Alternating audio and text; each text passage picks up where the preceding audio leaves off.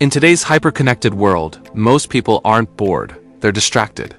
Our attention is fragmented across dozens of apps, notifications, and screens.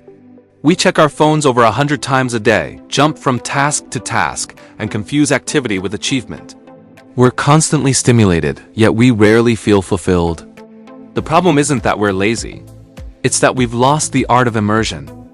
We've forgotten how to give our full presence to one thing at a time. And that loss is making us anxious, restless, and disconnected from meaning. But what if fulfillment doesn't come from more entertainment, more comfort, or more stuff, but from deep engagement? Psychologist Mihaly Csikszentmihalyi spent decades studying the people who were happiest, not when they were relaxing, but when they were fully immersed in difficult, absorbing tasks. Artists, athletes, surgeons, climbers, coders, dancers, all different, yet all described a similar state. A sense of timeless concentration, joyful energy, and effortless flow. He called it flow, and according to him, it's not just a mental state, it's the secret to living fully. Let's break down what flow really is, why it matters more than ever in the digital age, and how you can create more of it in your daily life, to work better, live deeper, and feel truly alive. What is flow? The psychology of full immersion. Flow is a mental state in which a person is completely absorbed in an activity. It's when you lose track of time, your inner critic fades away, and your entire being is engaged in the task at hand. Whether it's painting a canvas, coding a program, performing surgery, or even cleaning your house, flow is when you're in the zone. Mihaly Csikszentmihalyi defined flow as the optimal experience. The psychological state where your skills are matched to the challenge before you. Not too easy, not too hard. Just hard enough to stretch you, to demand your best, to make you grow. You're not thinking about what's for dinner. You're not worrying about what others think. You're just there, doing it, being it. And here's the profound insight. Flow isn't about escaping reality. It's about engaging with it more deeply than most people ever do. When you're in flow, you're not chasing short-term pleasure. You're generating long-term meaning. For example, a rock climber suspended 100 feet off the ground isn't thinking about their to-do list. A jazz musician lost in improvisation isn't worried about emails.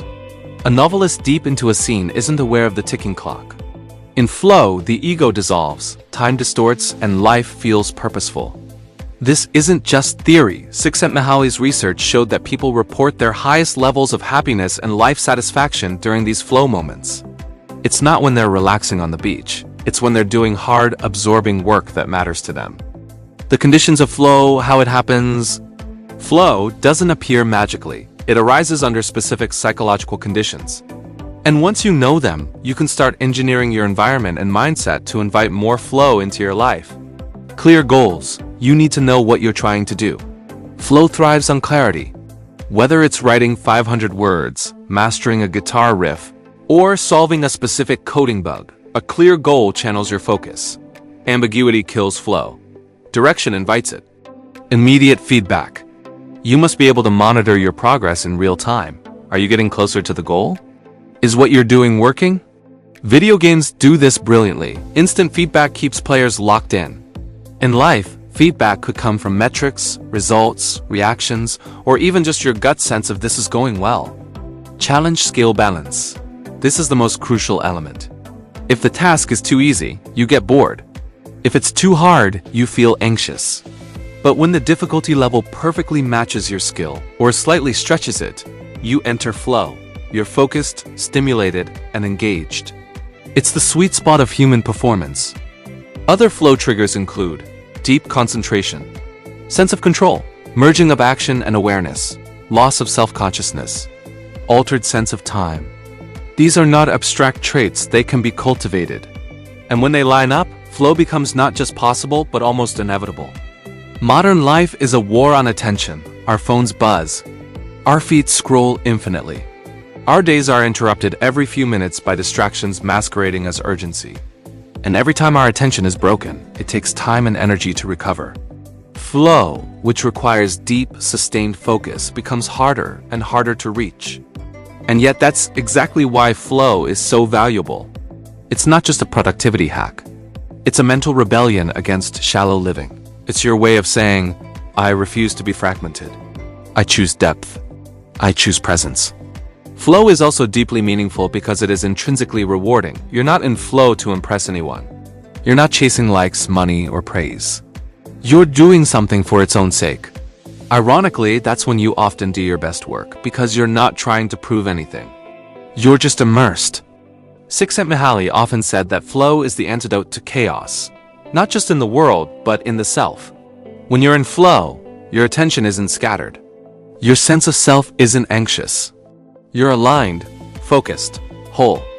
In a distracted world, flow becomes sacred. How to create flow in your life, daily practices.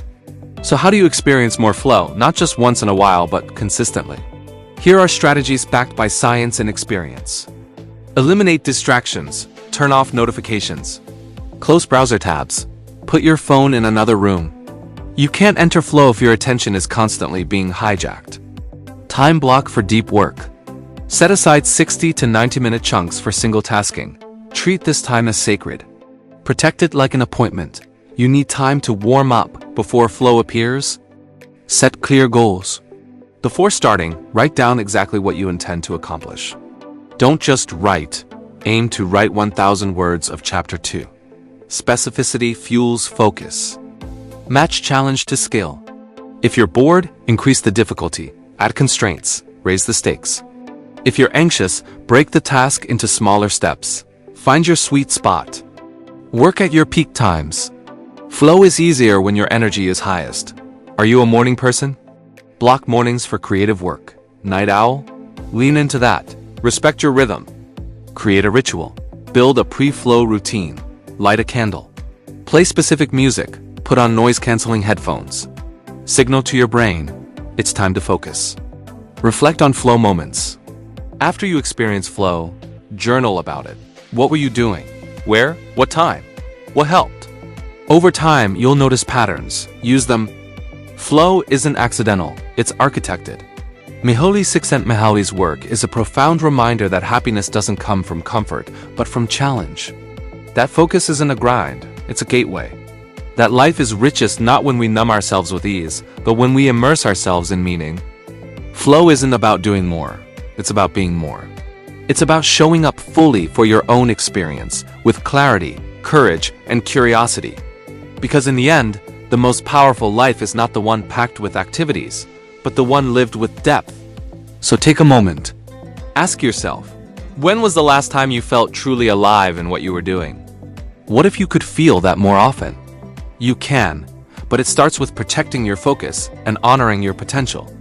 If this helped you reconnect with your focus and intention, consider subscribing. In our next episode, we'll explore the 4 agreements. Timeless Toltec wisdom for freedom, integrity, and inner peace in a noisy, distracted world. Until then, stay focused, stay present, and above all, stay curious.